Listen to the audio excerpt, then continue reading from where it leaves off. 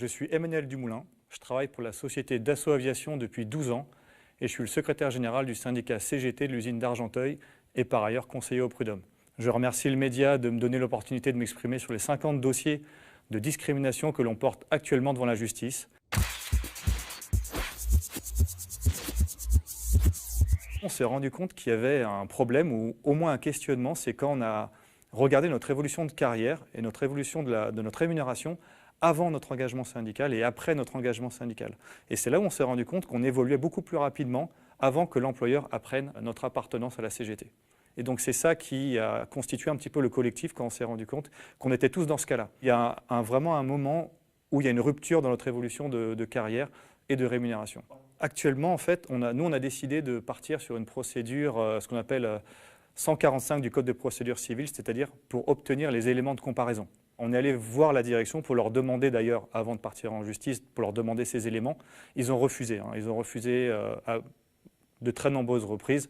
Donc on s'est vu contraint de partir en justice pour obtenir ces éléments de comparaison, du coup, pour pouvoir analyser les carrières de nos militants et les comparer avec les salariés lambda qui ne sont pas engagés syndicalement. La question que l'on peut ensuite se poser est liée aux différentes formes que peut prendre la discrimination dans la relation de travail. Alors ça peut être très frontal et se matérialiser par des convocations pour se voir explicitement reprocher ses activités dans le CSE, dans le CSSCT, ou alors ça peut être des critiques récurrentes sur son action syndicale. Ça peut aussi être sur le long terme, quand on se rend compte que notre déroulement de carrière et l'évolution de notre rémunération sont freinés ou complètement stoppés. Ça peut aussi être une mise au placard. Donc une mise au placard, c'est quand notre poste de travail ne correspond plus du tout à notre qualification ou à une charge de travail qui est très faible. Mais au fond de tous ces éléments de discrimination syndicale, on retrouve le fait d'être traité défavorablement par rapport aux autres salariés qui, eux, ne sont pas engagés syndicalement. La jurisprudence précise d'ailleurs de quels autres salariés il s'agit. Ce sont les salariés qui ont été embauchés à une année et à une qualification comparable à la nôtre,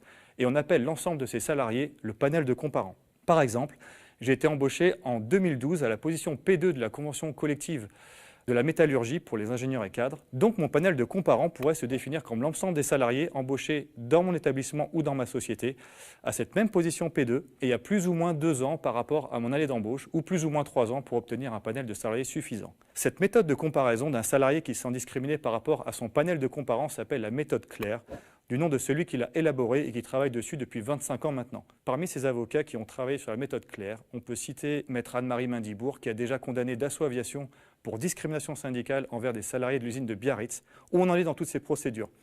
On a fait 2 collectifs. Donc un premier collectif de 9 salariés de l'établissement Dassault Aviation du Bourget qui ont démarré leur procédure bien avant nous. Ils ont déjà plaidé leur dossier devant le conseil de prud'homme de Bobigny et vont obtenir leur jugement le 14 janvier prochain. Le deuxième collectif, beaucoup plus nombreux, 40 salariés des établissements de Dassault Aviation de Seclin, d'Argenteuil, de Martignas, d'Argonnet et qui se bat actuellement pour obtenir les éléments qui permettront de comparer le parcours des salariés engagés avec leur panel de comparants. Le conseil de prud'homme de Paris vient de condamner Dassault Aviation à nous fournir ces éléments dans un délai de 4 mois.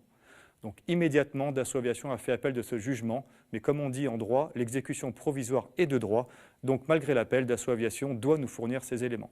On va obtenir ces éléments de comparaison, on va comparer pour chacun individuellement son déroulement de carrière, et si on voit qu'il y a des écarts trop importants et qu'on n'arrive pas par le dialogue à obtenir une solution, on sera contraint encore une fois de porter l'affaire devant la justice.